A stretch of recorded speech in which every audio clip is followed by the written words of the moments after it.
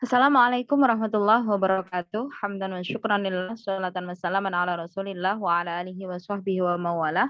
Wala haula wala quwata illa billah. Rabbis shrah li sadri wa yassir li amri wa hlul 'uqdatam min lisani yafqahu qawli, amma ba'd. Apa kabar semuanya hari ini? Mudah-mudahan semuanya sehat, zahir batinnya sehat, kemudian bisa mengikuti pelajaran hari ini. Semoga Allah memberikan pemahaman kepada kita semuanya tentang materi yang akan kita pelajari hari ini, dan juga mudah-mudahan ilmu kita barokah, manfaat fid din wad dunya hattal akhirah. Baik, sebelum kita mulai pelajarannya, mari kita membaca suratul Fatihah bersama-sama. Mudah-mudahan apa yang akan kita pelajari nanti bisa manfaat, barokah. Allah membukakan pintu pemahaman kepada kita untuk apa yang akan kita bahas pada kesempatan hari ini. Ridallah wa li syafaati Rasulillah sallallahu alaihi wasallam wa li hadhihi niyyah shalihah. Al-Fatihah.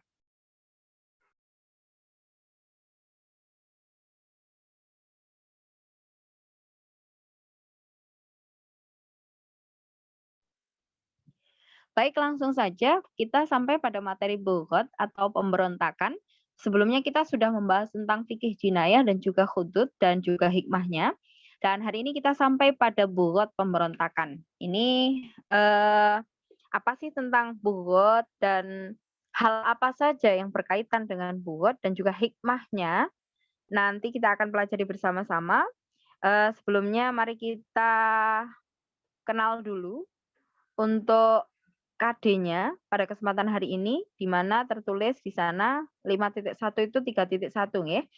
Menganalisis ketentuan tentang larangan bogot dan juga nanti kita diharapkan menyajikan contoh-contoh hasil analisis larangan bogot tersebut. Nah, peta konsepnya yang akan kita pelajari bersama pada kesempatan hari ini tentang pengertian bogot, tindakan hukum terhadap bogot, status hukum bogot, hukum memerangi bogot, dan juga hikmah hukuman bagi bogot. Nah, kalau membincang tentang bogot, tentunya kita sudah mengenal ya di beberapa negara, di semua banyak negara lah, banyak terjadi pemberontakan di mana-mana. Nah, kalau misalnya di Indonesia sendiri banyak sekali kalau misalnya kita lihat, kita menilik sejarah yang sebelumnya banyak sekali pemberontakan-pemberontakan yang ingin merongrong negara kesatuan Republik Indonesia. Nah, kita akan mengenal dulu tentang pengertiannya bogot. Secara terminologi, kata bogot adalah bentuk jamak dari kata al-baghi yang merupakan isim fa'il atau kata benda yang menunjukkan pelaku yang berasal dari kata baghyu fi'il madinya, ya baghi fi'il mudhari' dan juga baghyan atau baghyah masdarnya. Kata baghyu mempunyai banyak makna, antara lain tolaba, mencari, menuntut, adz-dzalim, orang yang berbuat zalim, al-mu'tadi, orang yang melampaui batas, atau adz-dzalimul musta'li, orang yang berbuat zalim dan menyombongkan diri. Al-Zamakhsyari mendefinisikan kata al-baghyu yang merupakan bentuk masdar dari kata al-bughat dengan melampaui batas. Kemudian eh, bisa juga dimaknai perbuatan zalim dan juga menolak perdamaian. Ibnu Katsir mendefinisikan al-baghyu dengan menolak kebenaran dan merendahkan atau menganggap remeh kepada manusia lainnya. Permusuhan terhadap manusia lah. Jadi orang lain itu dianggap tidak sederajat, tidak selevel lah kalau bahasanya bahasa anak-anak sekarang itu. Jadi orang lain dianggap lebih rendah, orang lain dianggap remeh, terus kemudian tidak senang pada sisi poin perdamaian kayak gitu. Nah, sedangkan Al-Zuhaili mengatakan pemberontakan adalah sikap seseorang yang keluar dari ketundukan dan kepatuhan kepada pemimpin atau pemerintah dengan melakukan perlawanan dan revolusi bersenjata atau pembangkangan terhadap pemimpin dengan menggunakan kekerasan. Kalau kita perhatikan di beberapa tempat di Indonesia sendiri hari ini, di beberapa daerah juga masih terjadi pemberontakan-pemberontakan yang ingin memerdekakan diri dan yang lainnya. Ini tidak hanya di Indonesia saja, tapi di beberapa negara yang lainnya yang memang mereka sukanya ada sisi, kalau misalnya kita mengatakan ada sisi teror dan sebagainya kayak gitu loh. Nah, selanjutnya adapun bughat dalam pengertian syara adalah orang-orang yang menentang atau memberontak pemimpin Islam yang terpilih secara sah. Kalau di Indonesia ada presiden yang terpilih secara sah kayak begitu. Nah, sebagaimana kalangan Syafi'iyah mendefinisikan kata al-bughat adalah orang-orang yang memberontak kepada pemimpin walaupun ia bukan pemimpin yang adil dengan suatu takwil yang diperbolehkan atau takwil sayyid. Ini mempunyai kekuatan syaukah gitu. Tindakan yang dilakukan bugot bisa berupa memisahkan diri dari pemerintahan yang sah, bisa membangkang pemerintah pemimpin, atau menolak berbagai kewajiban yang dibebankan kepada mereka. Al-Qurtubi mendefinisikan bugot sebagai keluarnya sekelompok orang untuk menentang dan menyerang imam yang adil yang diperangi setelah sebelumnya diserukan untuk kembali atau rujuk kepada ketaatan. Nah, seorang baru dikategorikan sebagai bugot atau pemberontak ini tadi dan dikenai had bugot jika beberapa kriteria ini melekat pada diri mereka. Apa saja kriterianya? Yang pertama, memiliki kekuatan baik berupa pengikut maupun senjata. Dari kriteria ini bisa disimpulkan bahwa penentang imam yang tak memiliki kekuatan dan senjata tidak bisa dikategorikan sebagai bugot. Yang kedua, memiliki takwil atau alasan atas tindakan mereka keluar dari kepemimpinan imam atau tindakan mereka menolak kewajiban. Yang ketiga, memiliki pengikut yang setia kepada mereka. Yang keempat, memiliki imam yang ditaati. Kayak gitu. Nah, tindakan hukum terhadap bugot. Para bugot atau pemberontak ini harus diusahakan sedemikian rupa agar sadar atas kesalahan yang mereka lakukan hingga akhirnya mau kembali taat pada imam atau pemimpin dan melaksanakan kewajiban mereka sebagai warga negara. Proses penyadaran kepada mereka ini harus dimulai dengan cara yang paling halus. Istilahnya dihalusin dulu lah kayak gitu. Nah, jika cara yang halus ini tidak berhasil, maka boleh digunakan cara yang lebih tegas. Nah, jika cara tersebut masih juga belum berhasil, maka digunakan cara yang paling tegas. Berikut urutan tindakan hukum terhadap bugot sesuai ketentuan fikih Islam.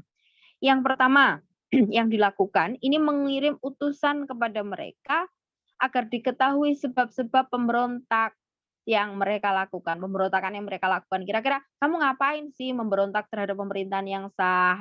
Dalam istilahnya mungkin secara bahasa kasarnya kayak gitulah. Apabila sebab-sebab itu karena ketidaktahuan mereka atau keraguan mereka, maka mereka harus diyakinkan hingga ketidaktahuan atau keraguan itu hilang. Jadi kalau misalnya ini pemerintahan ini sah nggak sih, pemerintahan ini bagus nggak sih dan sebagainya itu, maka utusan itu tadi mempunyai kewajiban untuk menyampaikan mereka, meyakinkan mereka bahwa ini pemerintahan ini baik, sah dan sebagainya kayak gitu. Nah, yang kedua, apabila tindakan pertama ini tidak berhasil, maka tindakan selanjutnya adalah menasihati dan mengajak mereka agar mau mentaati imam yang sah. Yang selanjutnya, jika usaha kedua tidak berhasil, maka usaha selanjutnya adalah memberi ultimatum atau ancaman bahwa mereka akan diperangi. Jika setelah munculnya ultimatum itu mereka meminta waktu, maka ya harus diteliti terlebih dahulu apakah waktu yang diminta tersebut akan digunakan untuk memikirkan kembali pendapat mereka atau sekedar untuk mengulur waktu. Jika ada indikasi jelas bahwa mereka meminta pengeluaran waktu untuk merenungkan pendapat-pendapat mereka, maka mereka diberi kesempatan. Akan tetapi jika sebaliknya, ya jika didapati indikasi bahwa mereka meminta pengeluaran waktu hanya untuk mengulur-ulur waktu, maka mereka tak diberi kesempatan untuk itu. Indikasinya harus terbaca kayak gitu. Nah, yang terakhir, jika mereka tetap tidak mau taat, maka tindakan terakhir adalah diperangi sampai mereka sadar dan taat kembali. Kayak gitu. Nah, status hukum pemberontak atau pelaku bugot. Kalangan bugot tidak dihukumi kafir, ya. Mereka tidak dianggap sebagai kafir. Nah, hukuman bagi pelaku bugot secara jelas telah disebutkan dalam Al-Qur'an yaitu diperangi. Sebagaimana Allah menegaskan dalam surat Al-Hujurat ayat 9 yang artinya dan apabila ada dua golongan orang-orang mukmin berperang, maka damaikanlah antara keduanya. Jika salah satu dari keduanya berbuat zalim terhadap golongan yang lain, maka perangilah golongan yang berbuat zalim itu. Sehingga golongan itu kembali kepada perintah Allah.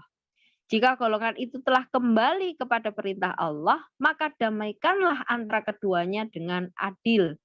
dan berlakulah adil. Sungguh Allah mencintai orang-orang yang berlaku adil. Di surat Al-Hujurat ayat 4. Yang bunyinya, Bismillahirrahmanirrahim.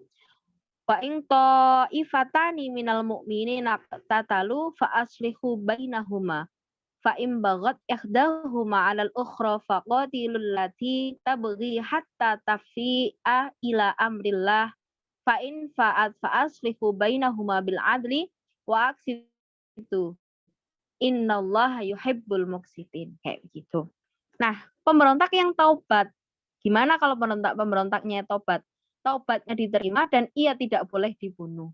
Oleh sebab itu, para pemberontak atau bugot yang tertawan tidak boleh diperlakukan secara sadis.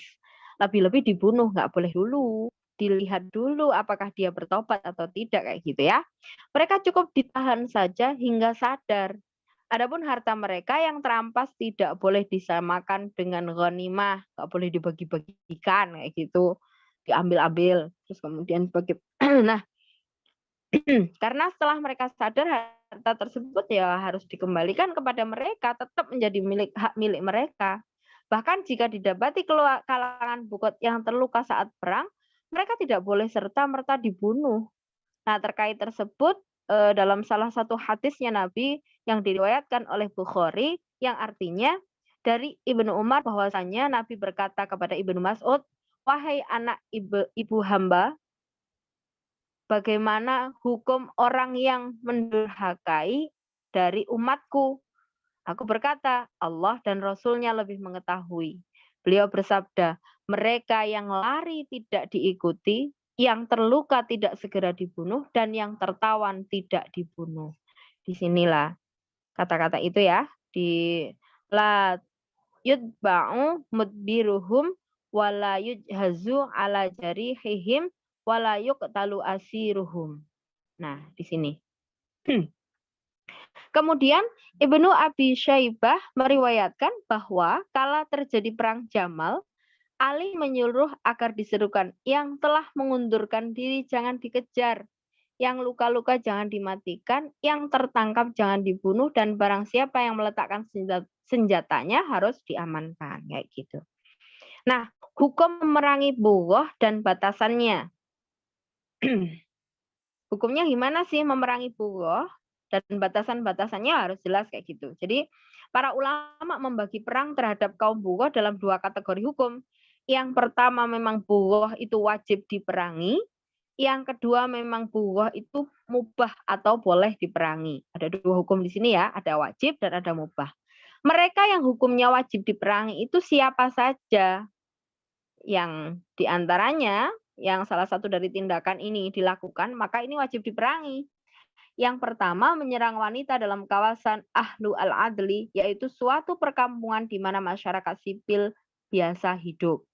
Yang kedua, merintangi atau menghambat perjuangan jihad melawan kaum musyrik. Yang ketiga, mengambil bagian dari Baitul Mal Muslimin secara tidak sah. Yang keempat, tidak mau menyerahkan hak yang telah diwajibkan atas mereka, baik menyangkut hak Allah seperti zakat maupun hak yang atas makhluk seperti pajak, hutang, dan yang lainnya.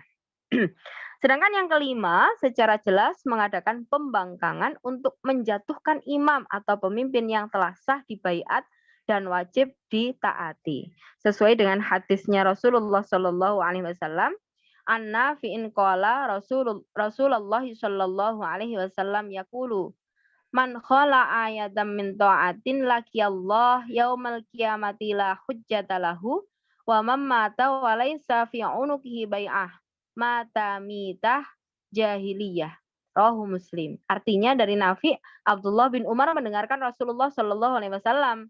Rasulullah Shallallahu alaihi wasallam bersabda, barang siapa yang menarik dirinya dari ketaatan kepada imam, maka pada hari kiamat dia tidak akan memiliki hujjah di hadapan Allah.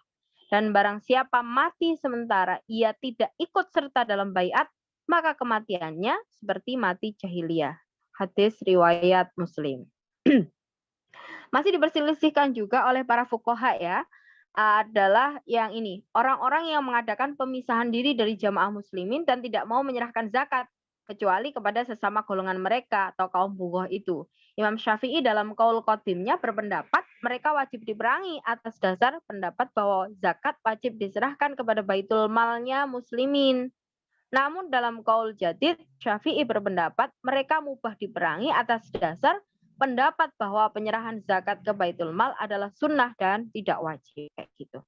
Kemudian hikmah hukuman bagi bugot itu apa sih? Adapun hikmah dari hukum bugot itu adalah yang pertama, seseorang atau sekelompok organisasi tidak akan mudah memusuhi atau membangkang dengan memberontak terhadap negara yang terbentuk secara sah. Mereka akan menerima sanksi diperangi oleh negara yang sah dan juga tidak dapat menikmati kehidupan yang bebas dan damai di negara yang mereka tinggal. Yang kedua, seseorang atau sekelompok organisasi akan memahami betapa hukum Islam ini benar-benar melindungi kedaulatan negara yang sah secara hukum. Karena kehadiran negara yang damai dan adil dapat mengantarkan umat manusia beragama yang damai dan tentram. Yang ketiga, menghindarkan manusia atau sekelompok organisasi dari berbuat kesemena-menaan yang tidak melewati jalur konstitusi yang diakui negara. Oleh karena itu, pemberontak sangat berbahaya bagi keutuhan suatu bangsa dan negara yang sah. Yang selanjutnya membuat jera pelaku bugot untuk tidak memberontak dan dapat kembali dan juga bertobat mengakui negara yang sah secara konstitusional dan hukum Islam. Yang kelima, jika terdapat perbedaan pendapat terkait dengan pemerintahan, maka ya harus disalurkan dengan cara-cara yang benar. Jangan sedikit-sedikit langsung main ambil senjata, langsung diperangi, jangan seperti itu ya. Nah, sebenarnya pada zamannya Rasulullah sudah terjadi bugot belum sih? Banyak sekali yang sudah terjadi bugot. Bahkan jadi pada masa Rasulullah, pada masa Khulafaur Rasyidin, pada masa Bani Umayyah, pada masa Bani Abbasiyah, ini sudah banyak terjadi hal-hal atau pemberontakan seperti ini. Nah, nanti coba dibaca kembali sejarahnya, dirunut dari sejarah-sejarah itu. Kira-kira pemberontakan-pemberontakan yang muncul pada masa Rasulullah, pada masa Khulafaur Rasyidin, pada masa Bani Umayyah, pada masa Bani Abbasiyah, mungkin ditambah lagi Turki Utsmani, kira-kira bugot-bugot atau pemberontakan-pemberontakan yang terjadi itu kayak apa? Nah, ini contoh perbuatan bugot pada zamannya Rasulullah SAW dan sahabat.